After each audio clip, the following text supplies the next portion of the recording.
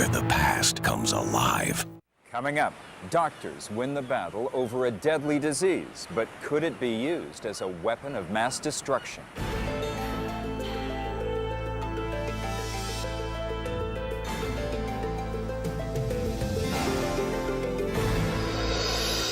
Smallpox. It is one of the deadliest diseases ever to strike humankind. It kills without prejudice, attacking the mightiest king to the lowliest peasant. There are just thousands of ways in which it has influenced history that we can't even imagine. Now, as we stand on the brink of total eradication of this once powerful plague, the danger is back, and deadlier than ever. Someone may use it as a biological weapon. God help us if they do. There wasn't a country in the world that had not been touched and devastated by smallpox. But in the most massive undertaking ever to rid humanity of a disease, smallpox was conquered. It took a 12-year campaign to vaccinate the world. Officially, only a few vials of the live virus remain, and there is a raging debate about what to do with them. Join us for Smallpox, Deadly Again. Atlanta, Georgia. In the middle of this bustling city of 3.5 million people sits an ordinary-looking complex of government buildings, the Centers for Disease Control and Prevention. Behind these closed doors, scientists work in high-security labs with some of the world's deadliest biological agents, Ebola, anthrax, Marburg. They are all lethal. Only one among them, however, has already massacred millions. Its name is smallpox. Today, specimens of the deadly virus, also known as variola, sleep in a nondescript freezer under the ultimate security precautions. The virus is frozen in liquid nitrogen, and not many people even know exactly where physically the rooms are where the virus is being held. Viruses are among the smallest of all life forms. These single-celled parasites invade a host cell and hijack its DNA in order to replicate themselves. Among all known viruses, smallpox is the largest, containing the most complex DNA sequence. It is also one of the smartest. It is designed for one thing, which is to kill. It generally enters through the nose and attacks the cells in the lungs. The virus expands in the cell. Then the next cell over, which touches the first cell, will catch it, and it goes on from there. In a matter of hours, it can spread all over the body. It's one of the fastest and most efficient killers of them all. Unlocking the mysteries of how viruses operate are modern discoveries, but smallpox is an ancient menace. This microscopic life form has been terrorizing mankind since the beginning of civilization. No one knows when smallpox makes its first appearance on the stage of human history. Most likely it begins as an animal virus somewhere in Africa, the Middle East, or the Asian subcontinent. At some point, the virus makes the jump to the human population. We estimate we'd have to have hundreds of thousands of people before it could keep going. So we assume the spread to the human population did not occur until after the first agricultural settlements, maybe 10,000 years ago. The smallpox virus follows the population as it migrates. It spreads slowly throughout burgeoning human communities. The first tangible evidence of its deadly nature is found in the ruins of ancient Egypt. In 1898, an archaeologist uncovers the mummy of Pharaoh Ramses V, believed to have died around 1157 BC. That mummy has a rash, the distribution of which and the size of the pustules match almost exactly that of smallpox in more recent times. And so we think that is the first concrete evidence of the smallpox virus in humans. Vague descriptions of the virus appear in some early chronicles. In 430 BC, Greek historian Thucydides writes of a lethal pox-like illness that decimates the great city-state of Athens, causing the end of the Peloponnesian War. 165 AD. Roman centurions returning from Mesopotamia carry another pox-like illness to their capital city. The plague of Antonius rages for 15 years and kills an estimated 3.5 to 7 million people. The first full written record of a smallpox case is provided by a 9th century Persian physician, Rhazes. He describes a gruesome pathology that begins with a rash covering the body, then days later breaks out into tiny pus-filled pox. Blindness may result if the eyes are affected. If a patient is lucky, he is scarred for life. If not, he dies. This virus killed people by destroying internal systems. We could see what it was doing to the outside of the body, the skin. But in fact, the same thing was happening to the intestines, to the linings of the lungs, and those kind of vital organs. So you'd have the lining sloughing off, and people simply drowning, for example, in their own internal fluids. Early treatments for the virus variola, Latin for speckled, are varied and uniformly uncomfortable. The physician Rhazes recommends that victims should be bled to the point of fainting. Other therapies include opening the sores on the 7th day with a golden needle or drinking a potion of horse dung. Possibly the most torturous treatment involves the application of heat, even though smallpox involves a high fever. And they put you next to a fire and they close all the windows. So you take a person who was deathly ill and made him feel much worse. That heat somehow came to be associated with the color red, so that smallpox victims were put in rooms that were painted entirely red, that had red draperies. They were made to wear red pajamas. They were wrapped in red blankets. They sometimes were made to drink red juices, all with the understanding that this color red would draw the infection out more rapidly. It's hard to know, but a certain percentage, and probably a substantial percentage, of smallpox patients died because of the doctors, not because of the disease. As trade routes open up between Europe and Asia, merchants travel the Silk Road to China, unaware that they are also exporting the mortal ailment. Crusaders returning from West Asia in the 12th and 13th centuries carry the disease back home to their families, ignorant of the fact that even those not afflicted with full symptoms are spreading the virus. As soon as people came to begin feeling ill with headache, backache, those kinds of symptoms, they were already breathing out virus onto others. Other killer diseases, such as bubonic plague or yellow fever, sweep through populations periodically. But by the 15th century, smallpox is endemic in much of the Old World, continually spreading throughout the population. Most people who reach adulthood have already survived the infection. In fact, most of the paintings you see of the great beauties of the time, the painters were faking it, because these people, particularly the women, had truly awful complexions. But people just saw through it. They simply ignored the pox because everybody had it. October 1562. The 29-year-old Protestant Queen of England, Elizabeth I, catches a chill while walking in the gardens of Hampton Court. A German physician diagnoses her ailment as smallpox, sending the Queen into a rage. Have the knave away, out of my sight.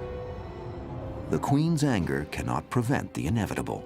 A telltale rash soon appears with its accompanying high fever. England is in turmoil. If Elizabeth dies without an heir, Mary, Queen of Scots, may seize the throne, bringing Catholics back into power. Queen Elizabeth was wrapped in crimson cloth and put near a fire. They closed all the windows and they made her as absolutely miserable as possible.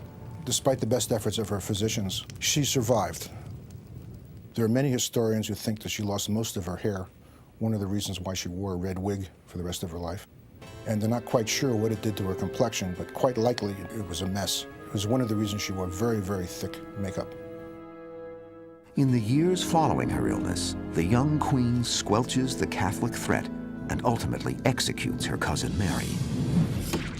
Elizabeth's reign lasts 45 years, becoming one of the most dynamic eras of the British Empire. This was one of the great might-have-beens of history.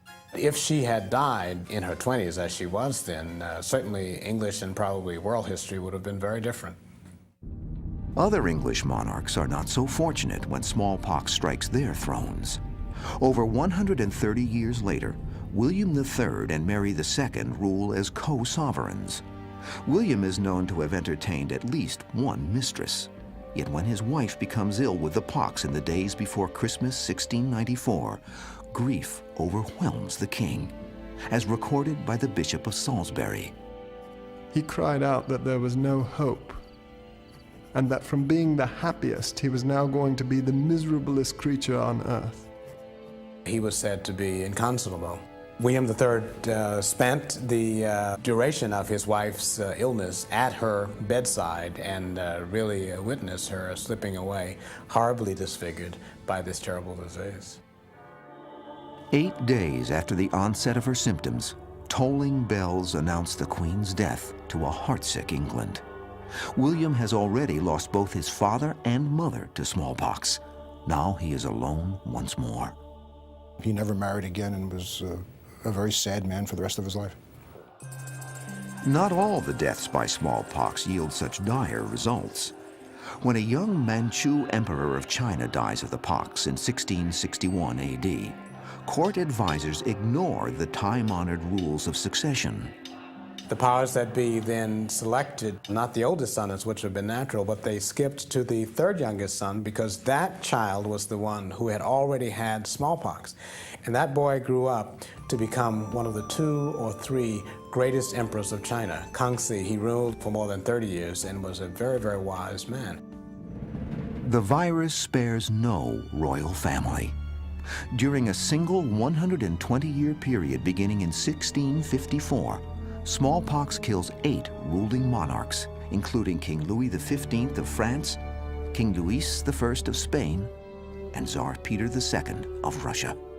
We cannot know what those monarchs would have done had they lived, but we can know that they would have done things differently than their successors did.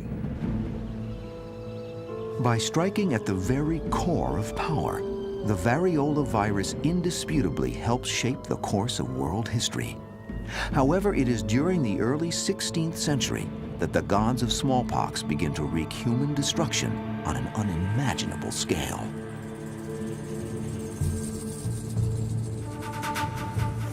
By 1520, the Spanish have already settled the Caribbean islands when Hernando Cortés occupies the Aztec capital Tenochtitlan in Mexico. He hopes to capture new slaves and a bounty of gold. The Aztecs are a highly militarized society and eventually drive the Spaniard and his small army from the city. It was a major, major defeat. The Aztecs essentially drove Cortés out of town. But one of the soldiers retreating had smallpox. The Native Americans had absolutely no immunity to most European diseases, smallpox most of all. Cortés reorganizes his troops and months later heads back to re-engage the Aztec warriors. But this time, he encounters little resistance. The virus has done most of his work for him. Bodies line the streets of Tenochtitlan. A vast proportion of the Aztec population is dead. It seems that the Indians were unusually susceptible to the disease. Death rates of 70 to 90% were common. And this was true all the way down through the Andean region. Smallpox spreads down through the Central American peninsula and into South America, terrorizing the natives with its relentless death toll and ghastly skin eruptions. The fact that this virus appeared at about the same time as the Spanish gave it that much more of a psychological impact, so that we felt that these people had magic powers, that they were escaping this infection that was devastating all of the Native American populations.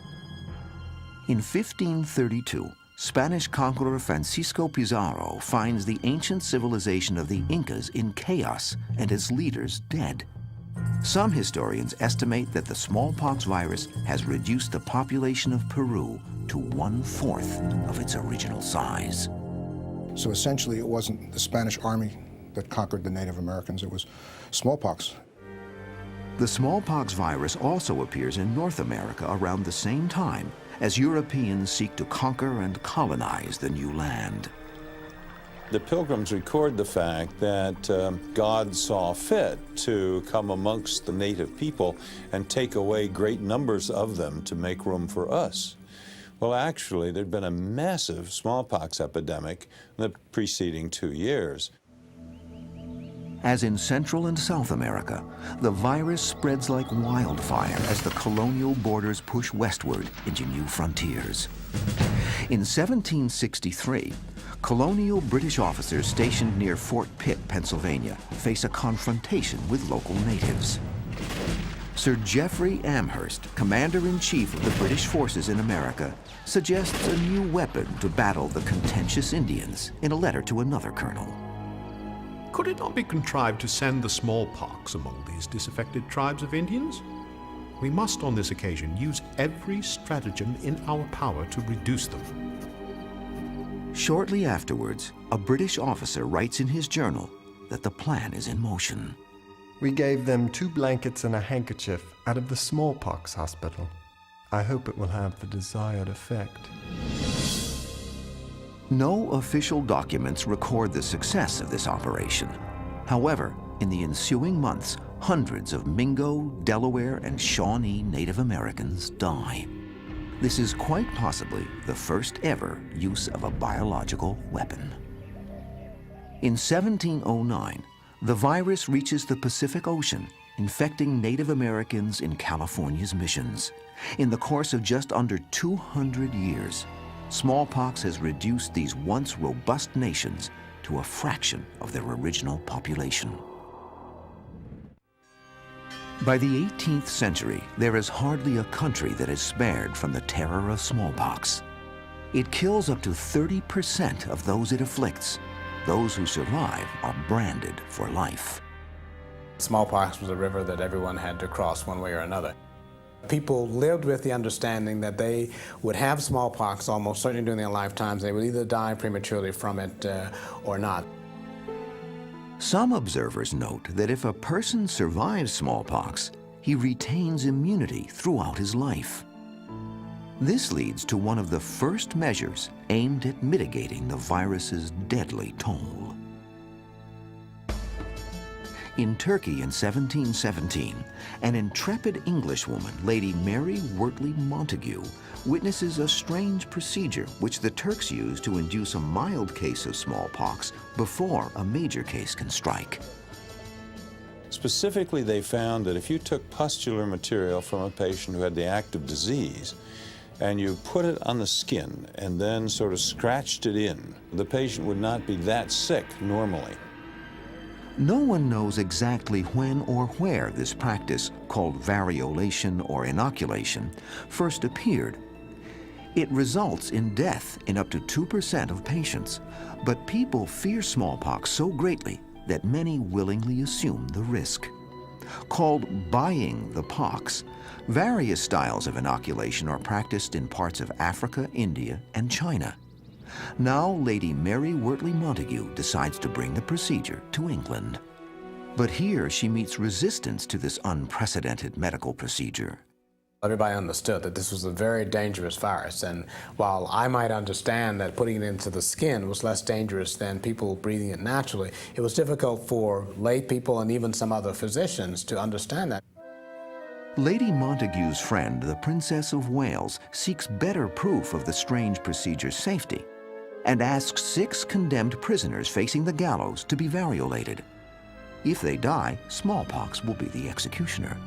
If they live, they will be spared the noose and set free. 5 of them came down with minor cases of smallpox and survived. The 6th came down with nothing. He was probably immune, and they let him go. So she went to an orphanage. Notice the royalty would pick on the people who were least capable of helping themselves, and had a bunch of orphans variolated, and none of them died. She then decided maybe it was safe and had her family variolated. Gradually, with this royal stamp of approval, the practice of inoculation spreads throughout England. But variolation causes controversy again in the American colonies. Boston, 1721. Graveyards fill with fresh victims as a smallpox epidemic grips the port city. But the great Puritan preacher, Cotton Mather, has learned that one of his African slaves doesn't fear the disease. The slave allowed us how he wasn't in danger of getting smallpox because he had been inoculated before. And in that way, Cotton Mather came to first hear of this practice. He then put it into practice, having one of his children inoculated as evidence of how this could be done. This deliberate attempt to infect someone with the heinous pox outrages the anxious Bostonians. The doctor who performed the inoculation, Zebdiel Boylston, allegedly hides in his home for 2 weeks after threats are made against his life. Someone tosses a crude grenade into Reverend Mather's house with a note attached. Cotton Mather, you dog. Damn you. I'll inoculate you with this, with a pox to you. The epidemic of 1722 proves the last major outbreak of smallpox in Boston as its citizens finally accept inoculation. In other places around the world, the practice of variolation begins to ease the death rates of smallpox. Also, for the first time, physicians know enough to count precisely the days between exposure to the disease and the onset of symptoms. They now realize that there is a 10 to 12-day incubation period when someone seems well but is in an infectious stage, a danger to others. Physicians and governments begin to use isolation as a means of containing the spread of the disease. We would take smallpox patients and put them in ships in the harbor and not let anybody come or go. There were pest houses, which were hospitals that flew special flags that tell you to stay away from it, and that's where they put the smallpox patients. Other innovations improved the care of smallpox patients. During the late 17th century, English physician Thomas Sydenham bans the heat treatment, ordering patients to move about as much as possible. When in bed, windows are opened to let in fresh air. Light bed sheets replace red blankets. Still, there is no cure for smallpox. Once a patient is sick, there is nothing to do but wait it out. By the late 18th century, smallpox is at its most destructive in Europe, killing hundreds of thousands each year. 1778, Gloucestershire, England. A smallpox epidemic rages throughout the British countryside. Like many in rural areas, a local doctor, Edward Jenner, is aware of folk wisdom, noting that dairymaids working on his farm could nurse smallpox victims with no fear of contagion. Milkmaids would catch cowpox, which is a related disease, sort of a first cousin to smallpox, and they would get mildly ill. They would break out in sores, usually on their hands, and then they would be fine. Milkmaids never got smallpox. For some reason or other, getting cowpox gave them immunity. After studying cowpox infections for 18 years, Jenner finally prepares to prove a hunch. On May 14, 1796, he takes pus from the hand of a milkmaid infected with cowpox and inoculates an 8-year-old boy, James Phipps. After Phipps recovers from a mild case of the bovine disease, Jenner inoculates him with the actual and potentially lethal smallpox virus. As expected, the smallpox infection never takes hold. The doctor publishes his results, naming the new technique vaccination after vacca, the Latin word for cow. Jenner gains acclaim as discoverer of the world's first vaccine. He is known today as the father of modern immunology. It was a major medical achievement. It was a new way of looking at prevention of disease. It is true, however, that Jenner had no idea what he was doing. It seemed to him logical that it would work, and it worked, but he had no clue why it worked. Many ridicule the new vaccine, but most submit to the cowpox inoculations when new epidemics of smallpox break out. Soon, the world is clamoring for the new smallpox vaccine. Would-be vaccinators in Spain design innovative methods to keep the vaccine alive during transport to the new world. they would take a group of orphans and put them on the boat. They would inoculate the first one with the virus, and after a pustule would form on the arm, they would take material from that orphan and inoculate the next one and the next one. Eventually, when they got to the New World, let's say, then the orphans would be then given over to families living there, and that's the way they got the vaccine from place to place. At last, physicians begin to make inroads against the deadly disease that has ravaged millions for almost 3,000 years. Mortality figures drop worldwide. However, vaccination rates vary from country to country, and few people realize that the vaccine does not confer lifetime immunity. Much of the population remains at risk. Even President Abraham Lincoln falls ill with the pox just hours after completing the Gettysburg Address on November 19, 1863. Fortunately, it is not a severe case. As he recovers, the president finds humor in his illness amid the cantankerous politics of Washington. President Lincoln has said to one of his associates that there was one good thing about Lincoln's infection, and that was that Lincoln now had something that he could give to everyone. Lincoln survives with few visible scars, but as the 19th century draws to a close, the same can't be said for the world at large. The scourge of smallpox has exterminated hundreds of millions of lives, and its wrath still threatens many people all over the planet. In the early 20th century, vaccination combined with isolation of smallpox patients stems the tide of infection in most industrialized nations.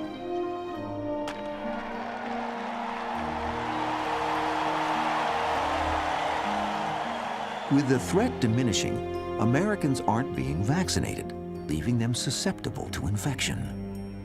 In March of 1947, an American businessman returns from Mexico infected with the variola virus and dies in a New York hospital.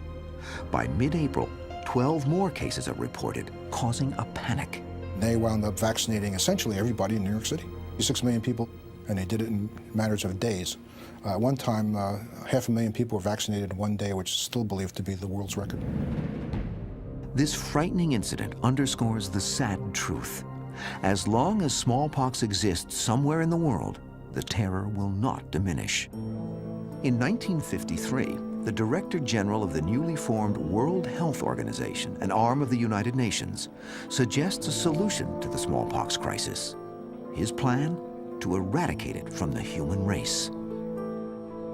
Almost 2 decades pass before the Soviet Union and the United States reach across the battle lines of the Cold War and join forces to fund an eradication effort. Dr. D.A. Henderson of the CDC heads the campaign. There are 5 main areas where the virus remains endemic. In order to stop the disease, health workers will have to interrupt permanently the chain of transmission. It will be the first time anyone has attempted such a daunting task. Brazilian physician Dr. Ciro de Quadros joins the effort in his country.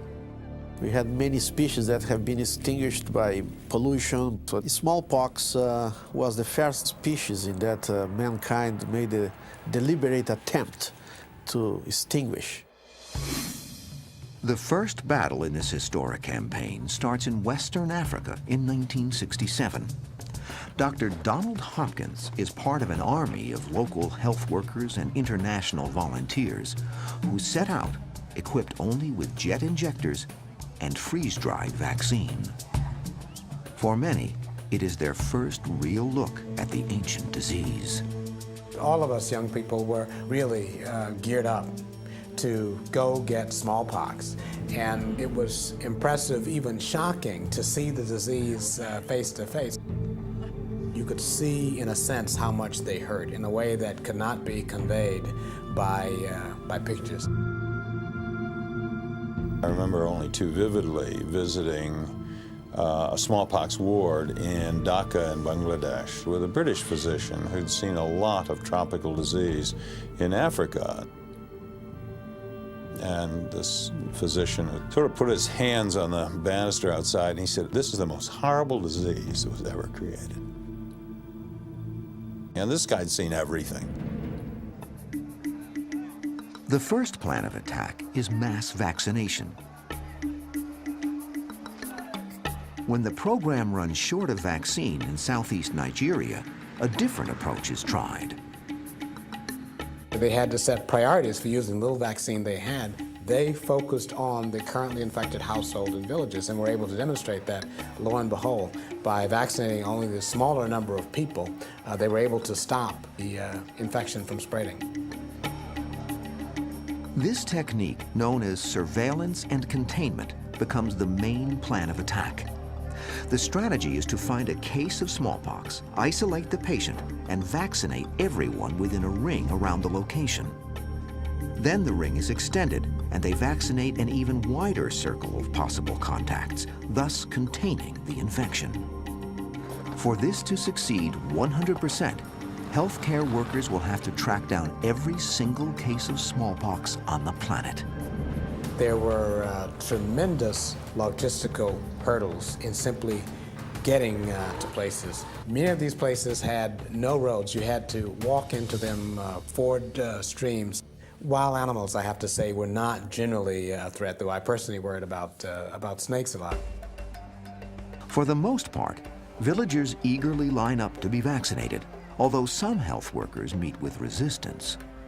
You would try to convince the chief of the village, the priest, and they would reluctantly accept. And what is worse, sometimes they would become even hostile. They would, for instance, you would come to the village and suddenly you were chased by dogs, you were chased by stones, you were chased by spears, you were chased by guns. Flashcards depicting infected babies are shown to villagers. School children lead the workers to housebound patients. When I began with the smallpox program, there were many people very pessimistic, telling me you couldn't do it. Surprisingly, we got along about 2-3 years into the program, and it was going so much better than we'd ever imagined. I mean, the disease was disappearing. By 1971, the last case is isolated in Latin America. The American continents are free of the virus for the first time since the conquistadors arrived. Soon, Indonesia and southern Africa claim success as well.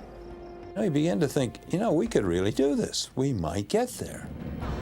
And then we hit South Asia.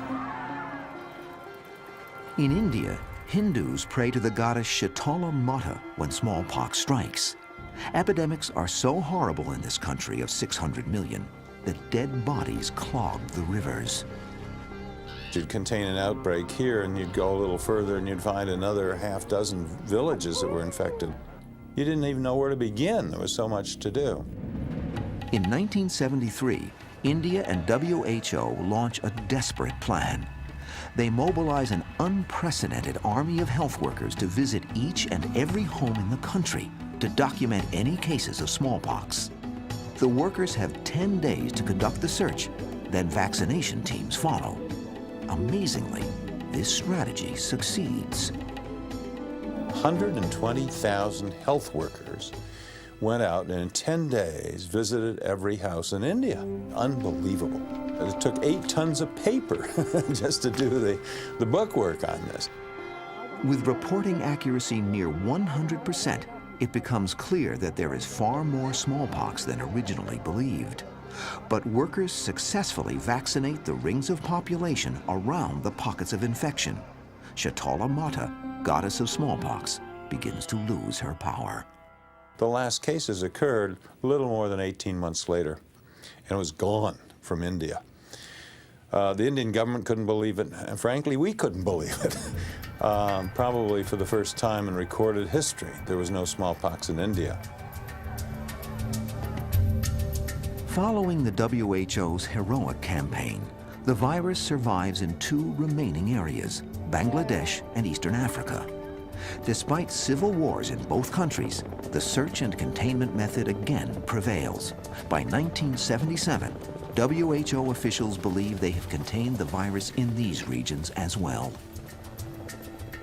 Somalian Ali Mao Malin now holds a dubious distinction.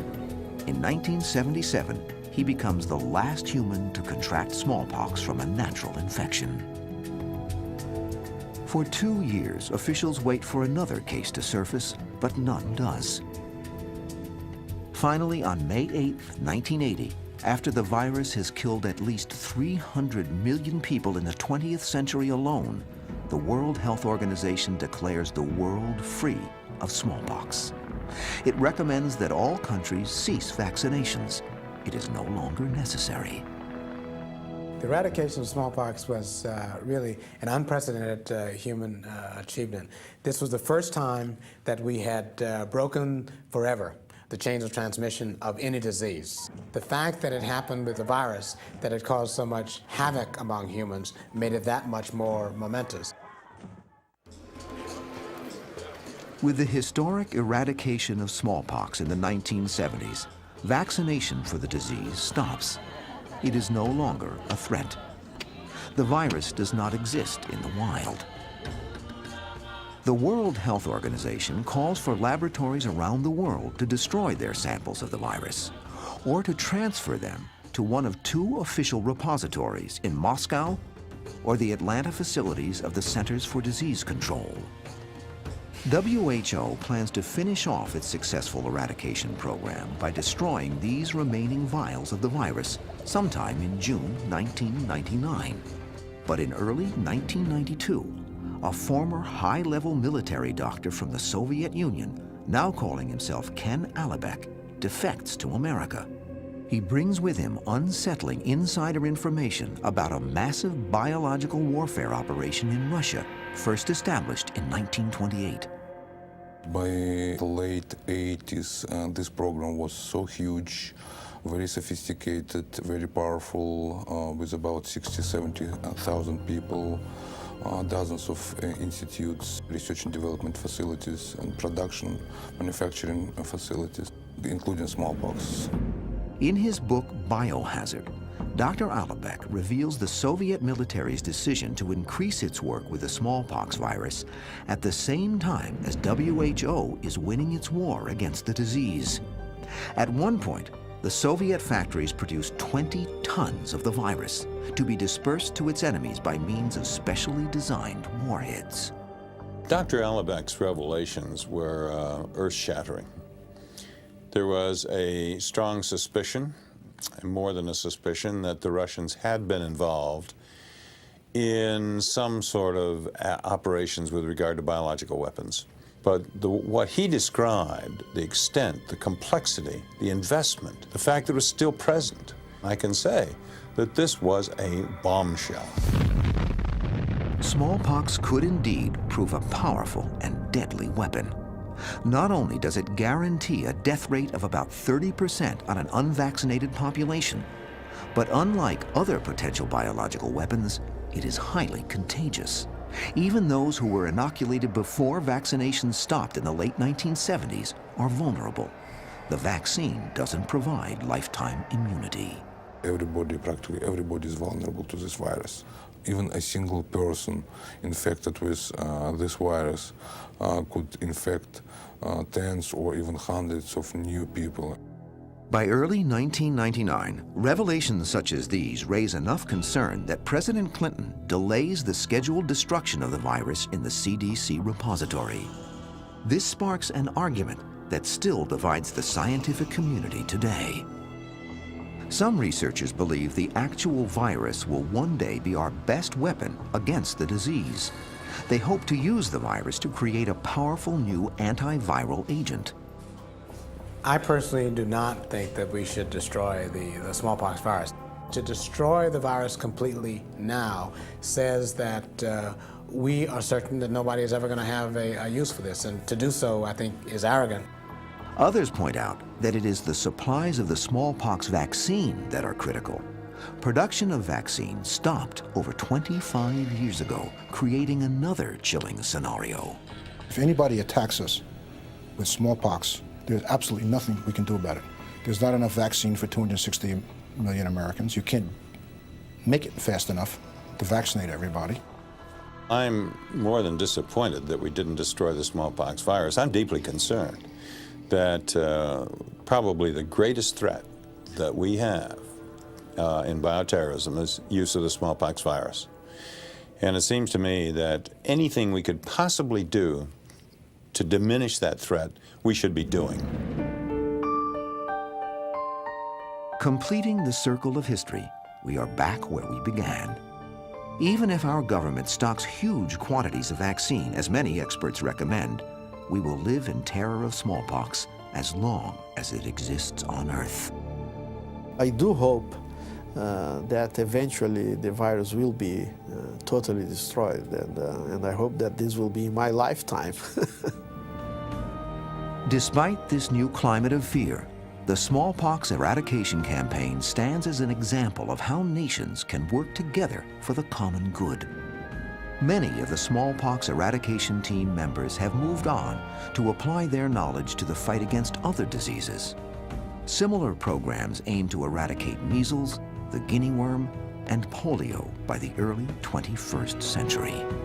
Those people who fought the disease were doing something for the good of humanity. They were underpaid, they were overworked, it was dangerous. There is no achievement in the history of medicine that comes even close to what these people did. I don't have very many heroes in my life, but they're my heroes. The World Health Organization has delayed its destruction of the last known vials of the virus, while the world's medical and military leaders continue to debate the issue. At this time, neither the Russians nor the Americans seem willing to destroy this potentially devastating weapon. To discover more about this and other History's Mysteries topics, please visit our website at historychannel.com.